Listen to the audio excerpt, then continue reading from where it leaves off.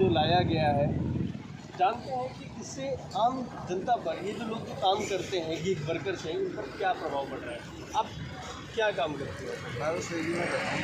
Swiggy में काम करते हो, तो किस तरीके से ये जो नया जो नियम, जो ऑर्डर जो पास किया है एमसी ने कि पार्किंग में सभी लोग पर्ची कटवाएंगे, या एमसी का जो वन पास है भूल देंगे, तो इससे आप कितना सहमत है कि यह सही है? सर मैं बताऊँ, जितनी मेहनत ये पास बनाने में कर रहे हैं या इस तरह ये प्लान लाने में कर रहे हैं, इतना मेहनत अगर रोज़गार देने में हमको करें ना, तो देश बहुत कामयाब बन जाएगा। हमारे पास मेहनत करेगा, हमारे ऊपर काम करेगा, तो हम बहुत कुछ बन सकते हैं। मैंने BA किया हुआ है, इसने BCom किया है, किसी ने BTech किया है। यहाँ पर कोई रेस्टोरेंट खोल के नहीं बैठा है, यहाँ पर स्विगी के डिलीवरी मार रहा है।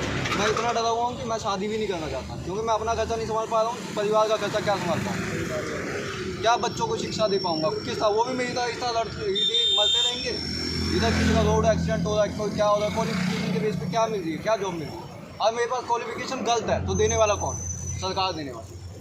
अगर उसने मेरे को ना दिया होता, मैं उनके लिए लड़ ही नहीं रहा होता। नहीं, ऐसे बहुत सारे लोग हैं जो ग्रेजुएट करके इस लाइन में आए हैं, है ना, आपने ऐसे देखते होंगे। तो आप लोग तो है 69 BA में और उसके बाद आपने नौकरी के लिए ट्राई किया? कहाँ ट्राई करें, इतनी ज़्यादा। अब ग्रुप डी की भर्तियाँ निकलती हैं, उनका रिजल्ट ही नहीं आता। कभी एग्जाम ही पोस्टपोन हो जाता है, बैंक पर देने जाओ तो हम इतने ज़्यादा मतलब कि इतना परिवार के नीचे दबे पड़े हैं। मैं चंडीगढ़ में बचपन से, मेरी जन्म ही यहीं पर हुआ है। कौन से कॉलेज से आपने किए? मैंने इग्नू से करी है। इग्नू से करी हुई है। मैं बता रहा हूँ कि मान लो कि हम अगर खाली पढ़ने पे ध्यान दें, हम बहुत कुछ कर लेंगे, लेकिन परिवार का दबाव भी है हम पे। हम 24 घंटे पढ़ नहीं सकते, हम ट्यूशन नहीं जा सकते, हम इंस्टीट्यूट में नहीं पढ़ सकते, हमको कमाना भी है, घर का खर्चा भी चलाना है। तो उसके बिहार पे हम पढ़ नहीं सकते कि कुछ और ट्राई कर सकें या पैसे दे के हम कुछ आगे बढ़ सकें और एजुकेशन ले सकें। हम कर ही नहीं सकते, हमको काम करना ही पड़ेगा। सरकार हमारे लिए कुछ कर ही नहीं, क्या कर रही है? ये पास बना रही है, इस पास से हमको क्या फ़ायदा? एजुकेशन पे इनको सबसे ज़्यादा ध्यान देना चाहिए। एजुकेशन पर ध्यान ही नहीं है। आपने BA कर रखी है, कहाँ से किया आपने? BCom किया, अच्छा, पंजाब यूनिवर्सिटी में। और उसके बाद आप क्या काम करते हैं? Swiggy delivery partner. Swiggy delivery का। क्योंकि जॉब के लिए जाते हैं, एक्सपीरियंस मांगते हैं। अभी इस कॉलेज में एक्सपीरियंस देंगे नहीं, वहाँ सिखाएंगे नहीं कि यहाँ कर क्या हो। ठीक है, जॉब देंगे तभी कुछ ज्ञान होगा ना। एक तो आप इतना रिस्क पे कर रहे हैं, आपके कोई लाइफ की सिक्योरिटी के लिए कोई बीमा वगैरह ऐसा कुछ नहीं होता? कुछ नहीं है ऐसा, इंश्योरेंस वगैरह गवर्नमेंट? इंश्योरेंस मरने के बाद ही मिलता है, मरने से पहले कुछ। मरने से बात क्या करेंगे हम? मरने के पहले चाहिए ना।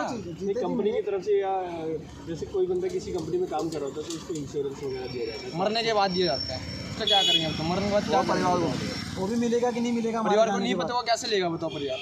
क्योंकि जो चीज़ वो तो है नहीं कि उनको हर चीज़ का ज्ञान है, वो ढूंढेगा हमारे। हम कंपनियाँ हमको नौकरी तो दे रही है, सरकार तो हमें वो भी नहीं दे रही। सरकार कुछ नहीं कर रही है। जो रोजगार कंपनियाँ दे रही हैं, उनके में भी ये टांग अड़ा रहे हैं। सरकार में आपको लगता है कि नौकरियाँ हैं तो उनको पैदा करनी पड़ेगी ना। कंपनियां जिस तरह इन्होंने स्विगी, जोमेटो इन सब चीज़ों को खोला हुआ है, तो सरकार भी तो खोल सकती है ना।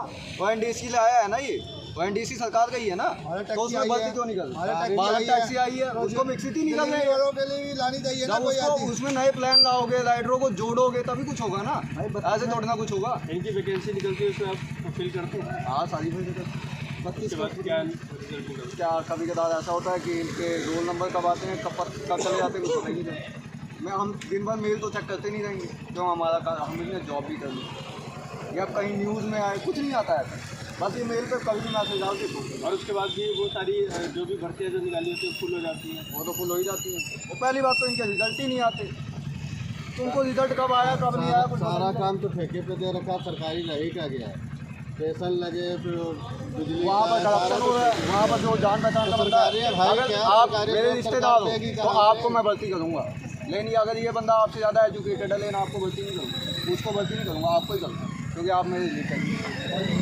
करप्शन तो ये बड़े बड़े लोग खुद ही कर रहे हैं, करप्शन तो ये बड़े बड़े लोग खुद कर रहे हैं। कौन से बड़े लोग जो बैठे हुए हैं, जो चला रहे हैं। इन्होंने MC का प्लान लेके आई, यही एजुकेशन प्लान लेके आते, कोई हमारे लिए, कोई कंप्यूटर कोर्स लेके आते, कोई IT कंपनी लेके आए, होते कि हाँ इसमें काम करो, आप इसमें जुड़ सकते हो, इसमें दिमाग लगा ले, लेकिन हमारी एजुकेशन पर ध्यान नहीं लगा। ये रिश्ता आगे बढ़ेगा, रिश्ता जापान की बराबरी करेगा या चाइना की बराबरी करेगा। वो तो कहाँ पहुँच गए हैं, किसकी वजह से पहुँचे हैं? एजुकेशन की वजह से पहुँचे हैं। जितना कम पढ़े लिखे लोग होंगे उतना राज करने में आसानी होगी। हाँ, तो यही तो नेता क्या है? लड़ाता है आपको नेता तो कोई बड़ा मुस्लिम सिख ईसाई कौन कर रहा है? हम थोड़ी ना कर रहे। ये भी मेरा भाई है, ये भी मेरा भाई है। मैं ये नहीं देखता इंसान को, हम इंसानियत देखते हैं, ये नहीं देखते कौन सी जात का है। हम एक थाली में खाते हैं, किसी के चोट लगती है हमें भी दर्द होता है। हम ऐसे नहीं है कि ये हिंदू है या मुस्लिम है क्या है। मुझे चोट लगा था, मुझे चोट लगा था यहाँ पे था, यहाँ कोई नहीं लगा था। ये भाई थे, मतलब यहाँ सिटी की राइडिंग ऐसे भाई हैं जो हमें लैंडमार्क में भर्ती कराया, हमारा इलाज करवाया वहाँ पे। ये ऐसे भाई हैं, ये जात पात नहीं देखते, देखने भी नहीं चाहिए, जात पात को कोई देखने नहीं चाहिए। तो ये नेता तो दिखा रहे हैं, सरकारें तो दिखा रही है ना हमें जात पात पे लड़ा रखेंगे जो आप ये बात कर रहे हो ना, जॉब की बात कर रहे हो आप, ये 32 हॉस्पिटल में ना वेंटिलेटर, नो वेंटिलेटर हैं पूरे हॉस्पिटल में। आप नहीं मानते ना, ये बात मैं लिख के भी दे देता हूँ आपको। और जब मर्जी आपका जब टाइम मिले ना। ये तो कल आप डॉक्टर की उनकी बात बता रहे हैं जो सरदार जी गए थे, मानवाधिकार वाले ना।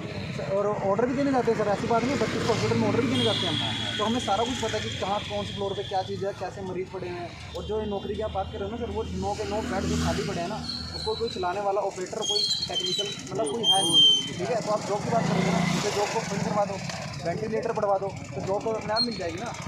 एक इंसिडेंट मैं बताना चाहूँगा। मेरा पता क्या हुआ, मेरा ये लड़कियों को ज़्यादा ही बढ़ावा दिया जा रहा है। कुछ लड़कों के लिए भी कुछ होना चाहिए, कुछ कानून हमारे लिए भी बनने चाहिए। एक बार मैं 35 सेक्टर में ऑर्डर देने गया, उसने लिफाफे में ऑर्डर दिया था, उसने पेमेंट नहीं करी मेरे को। वो कह रहा है मैं कंप्लेंट पाऊंगा, इन्होंने लिफाफे में क्यों दिया है ऑर्डर, प्लास्टिक में क्यों दिया है ऑर्डर। मैंने कहा पेमेंट कर दो तभी तो आप कंप्लेंट डालोगे कि आपने खरीदा है, खरीदोगे तभी तो कंप्लेंट करोगे। उन्होंने पता क्या किया, ऑर्डर छीन लिया, रख लिया। मैंने पुलिस बुलाई, मैंने कहा अगर मेरे को कोई पेनल्टी पड़ती है आप मेरे को पैसे देना। मैंने कहा ना आप अपना नंबर दे दो। वो लड़की वो पता है क्या कह रही, मेरा नंबर मांगा। मैंने उसका गलत तरीके से नंबर मांगा। मैंने यही कहा ना मेरे को पेनल्टी लगेगी आप दे देना। वो उसका भाई आ गया, मेरी बहन छेड़ गई। हर वक्त लड़कियों को इतना आगे बढ़ा दिया ना। मैंने खुद कहा मेरे को जाने, मैं आपसे माफ़ी मांगता हूँ। स्विगी का ऑर्डर था, वो क्या ऑर्डर था? फूड का था, लजीज रसोई से लगा।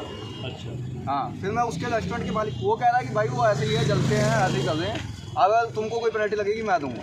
लेकिन लड़कियों को कुछ ज़्यादा ही बढ़ावा दे दिया है। हमारे लड़कों के लिए कुछ नहीं है। अगर किसी ने गलत भी बोल दिया ना कि ये मेरे को छेड़ देता, मेरे को तो तुरंत ही अंदर कर देंगे बिना कुछ पूछे, और 4 बंदे मारने भी लग जाएंगे। हमारे लड़कों के अंदर भी कमी है कि लड़के के पीछे इतने पागल है ना, कुछ नहीं देखना चाहते। हमारे लिए मतलब पार्किंग का मुद्दा तो इशू तो चलो है ही है, वो तो एक बढ़ा ही दिया। हाँ, उससे पहले ही आप मेंटल प्रेशर इतना है, फेस कर रहे हो। हाँ, हम खुद चाहते हैं कि कहीं मर जाएं, वही बहुत है। क्या करें इतना? पता ਕੀ ਕਹਿਣਾ ਚਾਹੁੰਦੀ ਹੈ ਇਹਨਾਂ ਦਾ, ਰਾਈਡਰਸ ਦਾ, ਸਾਰਿਆਂ ਦਾ ਜੋ ਕਹਿਣਾ ਹੈ, ਐਜੂਕੇਸ਼ਨ ਹੁੰਦੇ ਹੋਏ ਵੀ ਇਹਨਾਂ ਨੂੰ ਇੱਕ ਕੰਪਰੋਮਾਈਜ਼ ਕਰਨਾ ਪੈ ਰਿਹਾ ਡਿਊ ਟੂ ਗਵਰਨਮੈਂਟ ਜੌਬਸ ਨਾ ਹੋਣ ਦੇ ਕਾਰਨ। ਇਸ ਲਾਈਨ ਦੇ ਵਿੱਚ ਆਏ ਆ ਆਪਣੀ ਲਾਈਫ 'ਚ ਥੋੜ੍ਹਾ ਜਿਹਾ ਆਪਣੇ ਆਪ ਨੂੰ ਗਰੋ ਕਰਨ ਲਈ, ਆਪਣਾ ਗੁਜ਼ਾਰਾ ਕਰਨ ਲਈ 500-600 ਰੁਪਏ 700 ਰੁਪਏ ਕਮਾ ਰਹੇ। ਹਰ ਚੀਜ਼ 'ਚ ਕੰਪਰੋਮਾਈਜ਼ ਕਰਨਾ ਇਹਨਾਂ ਨੂੰ ਹੀ ਕਿਉਂ ਕਰੋ? ਕਸਟਮਰ ਮਿਸਬਿਹੇਵ ਦੀ ਬਾਤ ਵੀ ਤਾਂ ਵੀ ਇਹਨਾਂ ਨੂੰ ਕੰਪਰੋਮਾਈਜ਼ ਕਰਨਾ ਪੈਂਦਾ। ਕੰਪਨੀ ਇਹਨਾਂ ਦੀ ਆਈਡੀ ਬਲੌਕ ਹੈ। ਹੁਣ ਨੋਰਮਲ ਪੀਪਲ ਲਈ ਤਾਂ ਚਲੋ ਟਰਾਂਸਪੇਰੈਂਸੀ ਠੀਕ ਹੈ, ਇਹਨਾਂ ਨੇ ਉੱਥੇ ਜਾ ਕੇ ਇੱਕ ਆਰਡਰ ਚੱਕਣਾ ਅਤੇ ਉੱਥੋਂ ਦੀ ਵਾਪਸ ਆ ਕੇ ਕਸਟਮਰ ਨੂੰ ਡਿਲੀਵਰ ਕਰਨਾ। ਇਹਨਾਂ ਦੇ ਉੱਤੇ ਪਾਸ ਵਾਲਾ ਕਿਉਂ ਉੱਥੇ ਵੀ ਇਹਨਾਂ ਨੂੰ ਹੀ ਕਿਉਂ ਕੰਪਰੋਮਾਈਜ਼ ਕਰਨਾ? That is major issue. तो उत्थे इन्होंने ध्यान, तो सरकारों को इन चीज़ों पर ध्यान देना चाहिए। और एजुकेशन की अगर मैं बात करूँ तो एजुकेशन तो सरकार चाहती ही नहीं है कि लोगों को एजुकेशन मिले। ये मैं काफ़ी लंबे टाइम से देख रहा हूँ। अभी हाल ही में एक 8th क्लास की बुक में इन्होंने एक करप्शन इन जुडिशरी एक टाइटल जो है उसको लेके इन्होंने एक पूरा लेख लिखा है, corruption in judiciary social science sector NCERT class 8 में। अब एक चीज़ देखिए, जुडिशरी में करप्शन इन्होंने दिखाया, लेकिन इन्होंने ये नहीं दिखाया कि लेजिस्लेचर जो सरकारें हैं उनमें कितना करप्शन है, नेता लोग कितना करप्शन करते हैं, ये चीज़ डिपार्टमेंट्स में कितना करप्शन है, ये चीज़ें नहीं दिखाई गई। जुडिशरी में करप्शन है, ये चीज़ क्लास 8 की बुक में मतलब लिख दी गई। आप सोचिए जुडिशरी में क्यों लिखी गई, इसके पीछे मैं बताता हूँ बात क्या है। कॉलेजियम सिस्टम को ख़त्म करने के लिए, कॉलेजियम सिस्टम एक ऐसा सिस्टम है कि जजों की नियुक्ति जो है वो सीनियर के हिसाब से होगी। जो सबसे ज़्यादा सीनियर मोस्ट जज होगा उसको जो है सुप्रीम कोर्ट का चीफ जस्टिस बनाया जाएगा। और इसी तरीके से ये प्रोसेस जो है चलता रहता है, जिसको बोलते हैं हम कॉलेजियम सिस्टम। उसमें जजों की नियुक्ति सीनियर बेस पे होती है, सीनियोरिटी की बेस पे होती है। लेकिन जब सरकारों को फटकार लगती है इन्हीं जजों के माध्यम से, तो सरकार ये चाहती है, काफ़ी लंबे टाइम से ये चीज़ उठी कि कॉलेजियम सिस्टम को ख़त्म किया जाए। आप देखेंगे कि इतने बड़े बड़े इशू पे सरकार को कई बार फटकार लगाई, चाहे बोर्ड का मामला हो या किसी भी तरीके का मामला हो, सरकारों को फटकार लगी है, लगातार फटकार लगी है। और फिर जब फटकार लगने के बाद सरकार ने क्या किया, कॉलेजियम सिस्टम को ख़त्म करने की कोशिश की कि जजों की नियुक्ति एग्ज़ाम लेकर की जाए, और सरकारें उसमें सक्सेस नहीं हो पाई। सरकार ये कॉलेजियम सिस्टम को नहीं हटा पाई। तो अब क्लास 8 की बुक में ये चीज़ करने की कोशिश की गई कि बुकों में ऐसा डाल दो कि करप्शन इन जुडिशरी, जो बच्चों के दिमाग में 8th क्लास से ही भर दिया जाए कि करप्शन जुडिशरी में बहुत ज़्यादा बढ़ा हुआ है। जिससे क्या होगा, वो जो बच्चे जब बड़े होकर आगे की तरफ बढ़ेंगे तो वो जुडिशरी में हमेशा करप्शन को ही देखेंगे, उसी भावना से जुडिशरी को देखेंगे कि ये करप्शन का एक गढ़ है। अब सोचिए किस तरीके की मैकाले वाली शिक्षा पद्धति जो मैकाले ने यूज़ की थी, वो आज हमारी सरकारें यूज़ कर रही है। धन्यवाद।